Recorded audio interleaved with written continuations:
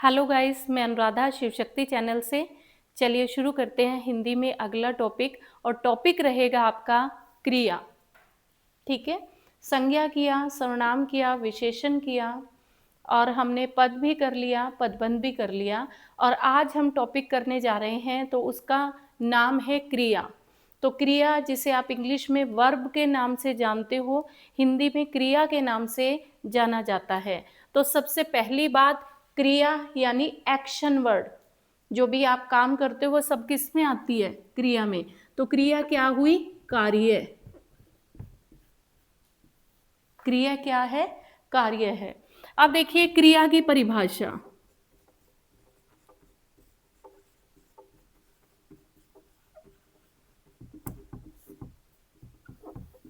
जिन शब्दों के द्वारा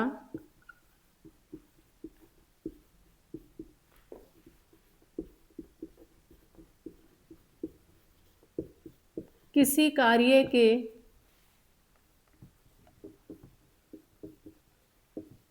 करने या होने का पता चले,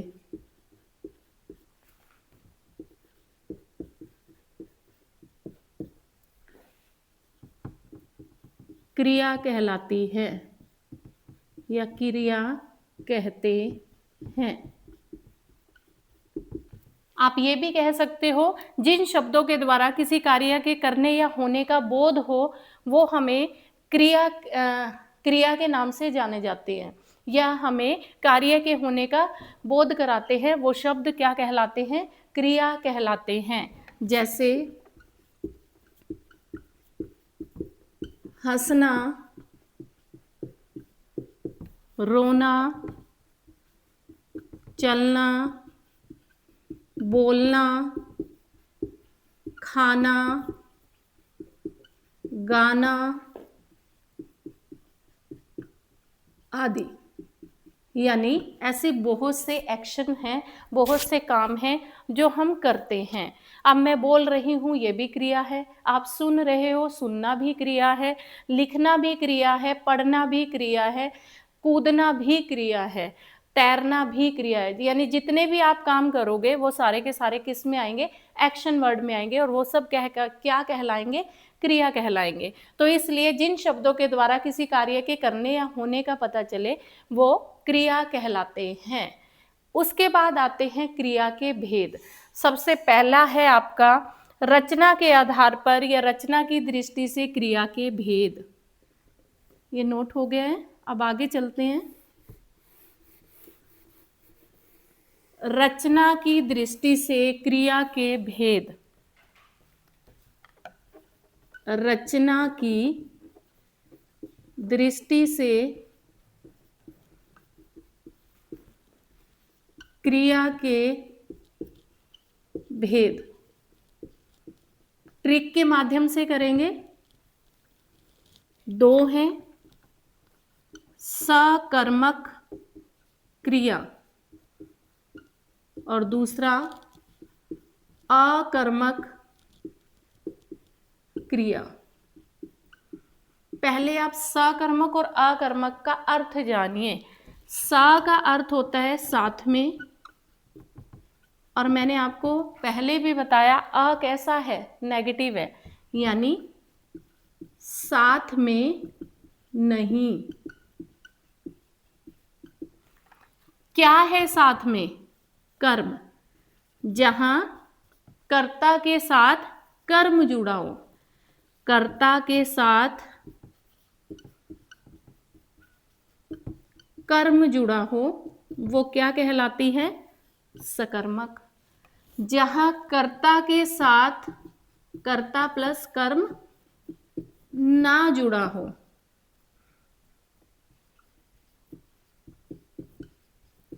तो क्या कहलाती है? अकर्मक। यानी जहां कर्ता के साथ कर्म जुड़ा होगा वो सकर्मक है, जहां कर्ता के साथ कर्म नहीं जुड़ा होगा वो अकर्मक है। ये तो रही आपकी डेफिनेशन। अब मैं आपको ट्रिक बताने जा रही हूं कि आप कैसे पहचानोगे कि कौन सी सकर्मक है, कौन सी अकर्मक है। ठीक है,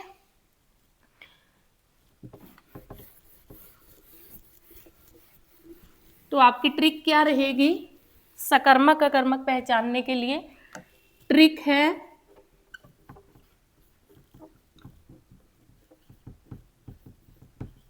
कौन क्या, या क्या और कौन, दो शब्द क्या कहलाते हैं आपके, सकर्मक अकर्मक कहलाते हैं। जैसे राम फल खाता है, राम फल खाता है, राम फल खाता है। अब देखो पहला क्वेश्चन है कौन खाता है,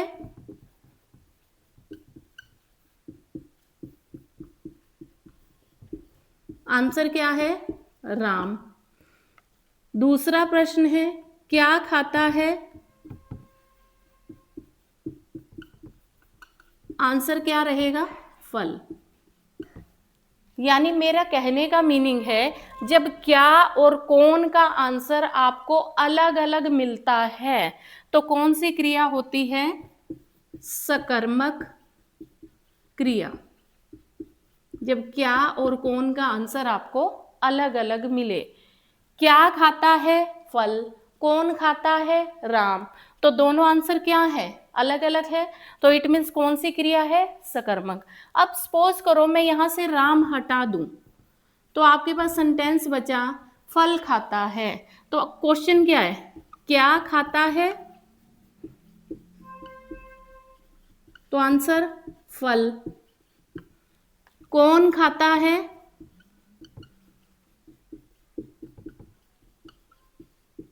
तो हमारे पास जवाब ही नहीं है। अब हमें क्या है, आंसर क्या मिल रहा है, सिर्फ एक प्रश्न का मिल रहा है, ठीक है, तो आंसर क्या रहेगा, अकर्मक। यानी ये ध्यान रखना सकर्मक क्रिया में क्या और कौन दोनों प्रश्नों का उत्तर हमें अलग अलग मिलेगा और अकर्मक में हमें एक प्रश्न का उत्तर मिलेगा, और अगर मिलता भी है दूसरे का तो दोनों का आंसर सेम होगा। ये आपको पता होना चाहिए। अभी मैं आपके सामने एग्जाम्पल देती हूं।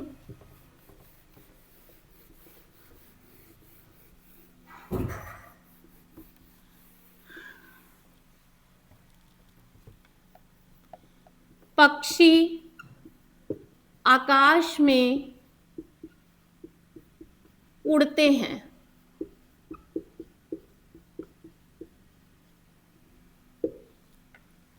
क्या उड़ते हैं,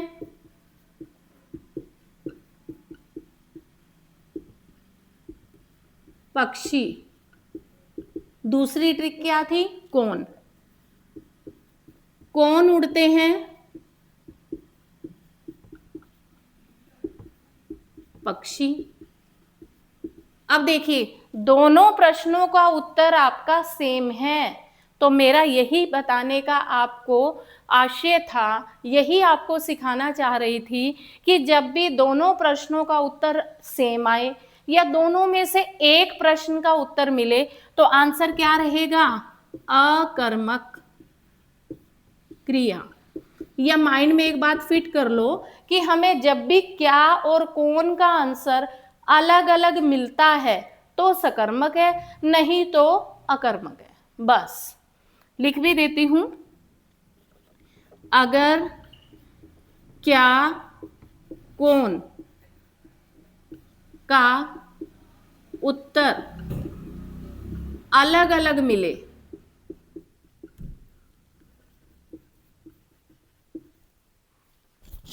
मिले तो सकर्मक, एक जैसा मिले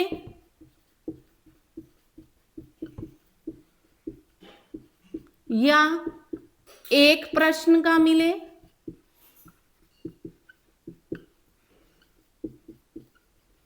तो अकर्मक। बस इतना सा काम करना है। अगर क्या कौन का उत्तर आपको अलग अलग मिल रहा है तो सकर्मक क्रिया, अगर क्या कौन का उत्तर एक जैसा मिल रहा है या दोनों में से एक प्रश्न का मिल रहा है तो अकर्मक। और एक प्रश्न यहाँ से एग्जाम में आपसे जरूर पूछा जाता है, ये अच्छे से अपने माइंड में ट्रिक को बिठा लेना कि क्या और कौन का आंसर अगर अलग अलग है तो सकर्मक है, अगर एक जैसा है या एक प्रश्न का है तो अकर्मक है। क्लियर है आपको? नोट कर लीजिए, फिर आगे बढ़ते हैं। अब ये तो बात थी कि आपके पास सेंटेंस आ जाए और फिर पूछा जाए सकर्मक है या अकर्मक है। अगर आपके पास शब्द आ जाए फिर सकर्मक अकर्मक कैसे बताओगे, वो भी देख लो ट्रिक के माध्यम से।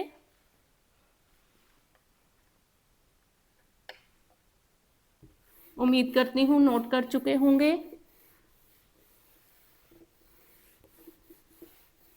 अब आपके पास प्रश्न है, उठना, रोना, हंसना, खाना, इसमें से सकर्मक बताइए।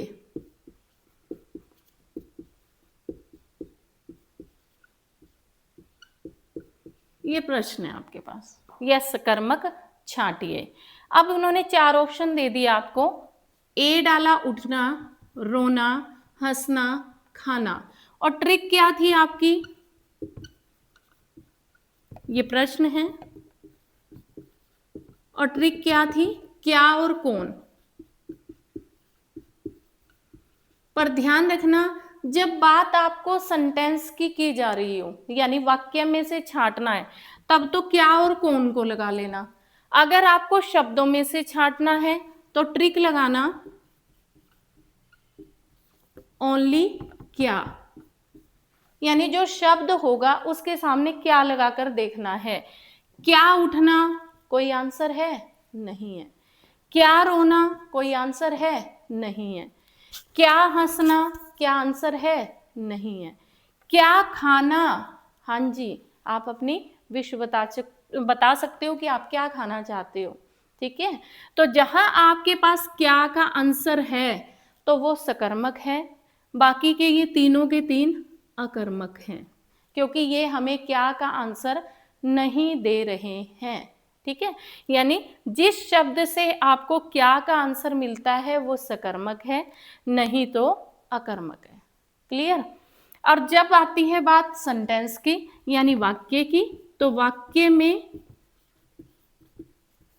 क्या और कौन, ये ट्रिक है। और शब्द में क्या, ये दोनों आप नोट कर लीजिए। यानी शब्दों में से छांटना है तो शब्द के सामने क्या लगाना है, सेंटेंस में से छांटना है तो आपने अपने आप से 2 क्वेश्चन पूछने हैं जो क्या और कौन को लगाने के बाद आपको आंसर देंगे। अगर क्या और कौन का आंसर अलग अलग है तो सकर्मक, अगर क्या और कौन का आंसर सेम है या एक प्रश्न का है तो अकर्मक। तो ऐसे हम पहचान सकते हैं सकर्मक क्रिया कौन सी है, अकर्मक क्रिया कौन सी है। बस एक शर्त है, अपने आप से क्या कौन के अलावा कोई शब्द मत जोड़ लेना। जैसे कि मैंने आपके पास सेंटेंस बोला, पक्षी आकाश में उड़ते हैं। अब कई बच्चे क्या करते हैं, क्या उड़ते हैं पक्षी, कौन उड़ते हैं पक्षी, ट्रिक तो ये कह रही है। तो बच्चे क्या करते हैं, अपने आप से क्वेश्चन बना लेते हैं कहाँ उड़ते हैं और उसका आंसर लिख देते हैं आकाश में। तो कहाँ, तो मैंने आपको ट्रिक ही नहीं बताई क्योंकि प्लेस तो इसमें वैल्यू नहीं रखता। क्या उड़ते हैं पक्षी, कौन उड़ते हैं पक्षी, पर कहाँ उड़ते हैं ये ट्रिक नहीं है और उसको देखकर आप सकर्मक मत लगाना। ठीक है, 2 ही शब्द हैं, क्या और कौन। क्लियर? आपका क्वेश्चन कभी भी रॉन्ग नहीं होगा। जैसे माँ बच्चे को सुलाती है, क्या सुलाती है बच्चा, कौन सुलाती है माँ, तो आंसर क्या हुआ सकर्मक। ठीक है, सीता गाती है, क्या गाती है पता नहीं, कौन गाती है सीता, तो आंसर क्या हुआ अकर्मक। ठीक है, मैं खाना खाता हूं, क्या खाता हूं खाना, कौन खाता है? मैं। तो आंसर क्या हुआ? सकर्मक, क्योंकि आपने संज्ञा के स्थान पर सर्वनाम का प्रयोग कर लिया, पर आंसर तो है ना मैं। आपसे कोई पूछ रहा है कौन खाना खाता है, तो आप कहते हो मैं खाना खाता हूं, तो मैं आपका आंसर किसका हुआ? कौन का। और क्या खाता हूं? खाना। तो इट मीन्स दोनों प्रश्नों का उत्तर आपके पास है, तो आंसर क्या हुआ? सकर्मक। फिर बता देती हूं, जब आपको क्या और कौन का आंसर अलग अलग मिलता है, केवल उसी कंडीशन में, उसी स्थिति में आपका सकर्मक रहेगा, नहीं तो अकर्मक आंसर रहेगा, बस। ठीक है। और जब शब्दों की बात आ जाए, जो भी शब्द है उसके सामने क्या लगाकर देख लेना। अगर क्या का आंसर मिल रहा है तो सकर्मक है। अब जैसे क्या उठना, क्या उठने के भी कोई आपको आंसर मिलेंगे या कोई स्टाइल बताओगे? नहीं। रोने के कोई स्टाइल बताओगे? नहीं। क्या हंसना, हंसने के कोई स्टाइल बताओगे? नहीं। पर क्या खाना, तो आपके पास बहुत से जवाब होते हैं कि मुझे ये खाना है, ठीक है, फास्ट फूड खाना है, खाना खाना है, या आप कोई भी अपनी विश बता सकते हो। तो जब आपको क्या का आंसर शब्दों में मिल रहा है, वहां कौन लेकर नहीं जाना। क्या का आंसर शब्द दे रहा है तो सकर्मक है, क्या कौन का आंसर वाक्य दे रहा है तब भी सकर्मक है, नहीं तो हर कंडीशन में अकर्मक है। उम्मीद करती हूं आपको सकर्मक अकर्मक की ट्रिक अच्छी लगी होगी, और यहाँ से आपका क्वेश्चन आता ही आता है।